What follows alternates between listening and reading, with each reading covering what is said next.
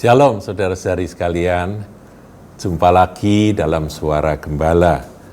Saudaraku, kali ini kita akan membaca firman Tuhan yang merupakan nasihat bijak di dalam Amsal 15 ayat yang ke-16 dan 17. Dua ayat saja kita baca. Lebih baik sedikit barang dengan disertai takut akan Tuhan daripada banyak harta dengan disertai kecemasan. Lebih baik sepiring sayur dengan kasih daripada lembu tambun dengan kebencian. Nah, saudaraku, ini nasihat yang sangat bijak, saudara.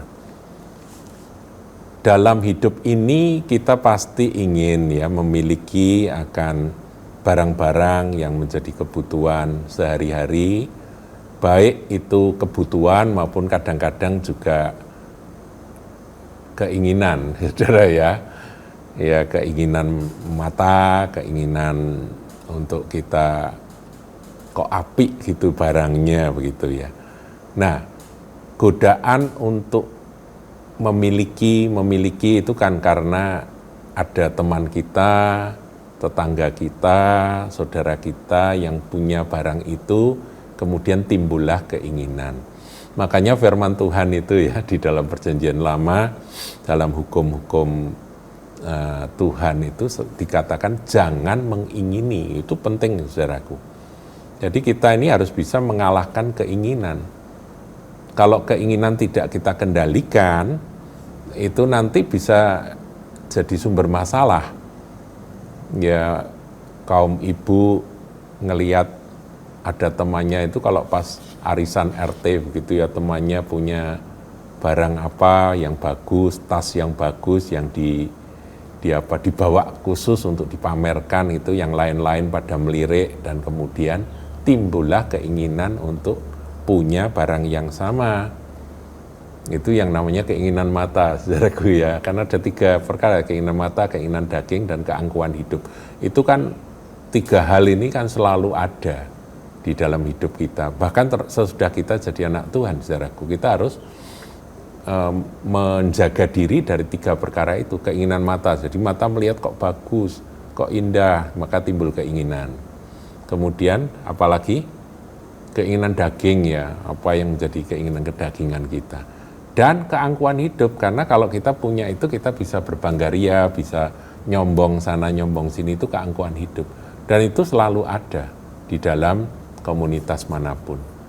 Saudara, anak-anak Tuhan harus waspada terhadap 3 perkara itu. Itu segala sesuatu yang ada di dunia ini yang akan lenyap pada waktunya. Ya, dikatakan lebih baik sedikit barang, jadi tidak usah punya barang-barang seperti yang dimiliki oleh orang lain itu. Tetapi disertai takut akan Tuhan. Orang yang takut akan Tuhan itu takut untuk nyombong, takut untuk melakukan hal-hal yang Tuhan tidak suka gitu ya. Apakah dengan tas merek kemudian menyombongkan diri begitu itu Tuhan suka? Kan Tuhan tidak senang. Tuhan itu rendah hati kok. Tuhan Yesus berkata, belajarlah daripadaku karena aku lemah lembut dan rendah hati. Orang yang lemah lembut dan rendah hati tidak pengen menyakiti hati saudara-saudarinya, tetangganya. Dia bahkan berusaha untuk membuat mereka nyaman, ya. Tapi ya begitulah manusia. Keangkuhan hidup itu kadang-kadang kalau sudah menguasai, malah roh pamer itu berkuasa dan dia bersukacita, bersukaria dengan pamer-pamer tersebut. Nah, yang kena roh itu ya akhirnya mereka jadi menginginkan akan barang itu, sehingga takut akan Tuhannya dikalahkan. Bagaimana supaya bisa dapat? Ya, dengan segala cara mereka supaya bisa memiliki, mendapatkan benda-benda tersebut, barang-barang seperti yang dimiliki temannya itu, melakukan hal-hal yang melawan firman Tuhan. Ada yang sampai menipu, ada yang sampai mencuri. Yang beberapa waktu yang lalu saya melihat di televisi ada berita, ada seorang ibu yang ditangkap karena dia menjual minyak dengan harga murah, minyak goreng dengan harga murah sampai miliaran rupiah.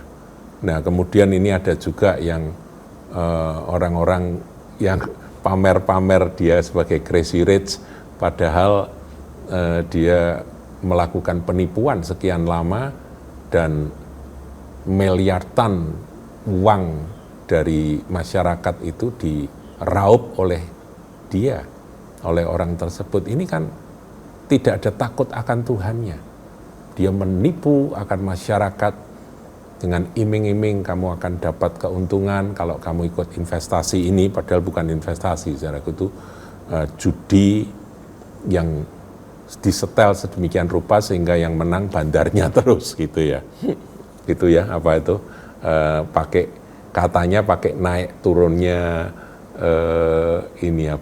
harga foreign exchange atau mata uang asing ya, dolar atau yen atau apa gitu. Kalau kamu pas naik jual, pas turun beli, pas naik jual, turun beli. Nah, padahal naik turunnya disetel, saudaraku ya, bukan yang asli. Ya kalah terus akhirnya mereka, dan itu dituntut yang crazy rich muda yang ada di Medan itu dituntut ya, masuk baris krim. Ya kaya, dia punya mobil mewah, dia pamerkan bahwa ini adalah hasil dari bisnis ini, hasil dari investasi ini, padahal hasil dari tipuan, tipu menipu tanpa takut akan Tuhan. Dia punya banyak harta, tapi jelas dia pasti cemas. Dan ujung-ujungnya benar, saudaraku, ditangkap ya. Ditangkap.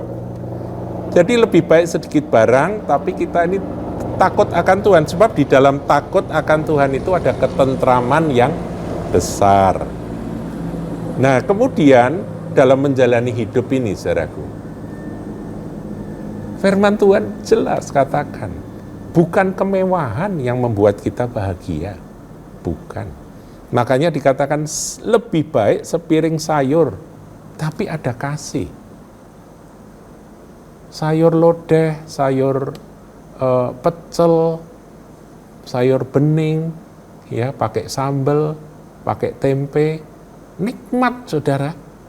Kalau ada senyum di antara suami istri dan anak-anak, ada kasih, ada perhatian, ada damai sejahtera, daripada hati panas, ribut melulu, istri nggak terima, istri ngomel-ngomel, suami yang bekerja karena kena pandemi ini kan hasilnya tidak seperti dulu, ditekan habis-habisan, tiap malam diomeli. Meskipun ada ayam goreng utuh, saudaraku, makannya nggak enak itu. Ya kan, daripada lembu Tambun ada sate sapi Pak Kempleng begitu ya, yang nikmat, jadi tidak enak, saudaraku. Karena apa? Disertai dengan kebencian, kemarahan, dengan omelan. Lebih baik sepiring sayur tapi dengan kasih. Ayo saudaraku, tadi dikatakan takut akan Tuhan, itu lebih penting daripada punya barang macam-macam, tapi nggak ada takut akan Tuhan. Lebih baik kita makan sederhana, tetapi ada damai dan kasih dalam keluarga. Bukankah Tuhan memelihara? 40 tahun lamanya Tuhan memelihara umat Israel. Dipelihara loh, saudaraku. Nggak kekurangan mereka, tiap pagi selalu datang mana. Tapi mereka ngomel, berkata, ini makanan hambar. Padahal itu makanan surga, saudaraku. Ya karena tiap hari ya hambar, saudara ya. Makanan hambar ini kami sudah muak, begitu mereka teriak-teriak. Ini nggak ada ucapan syukur. Minta daging, dikasih daging. Jadi ganas, jadi rakus, sampai akhirnya mati. Mati keloloten kali itu ya, diceritakan itu ya. Burung puyuhnya dikirim tuh, mereka makan sampai begitu rakusnya. Saudaraku, kita perlu belajar dari apa yang firman Tuhan katakan. Takut akan Tuhan, damai sejahtera dan kasih. Biar itu yang mewarnai hidup kita. Percaya, Dia memelihara. Di dalam nama Tuhan Yesus. Haleluya. Amin.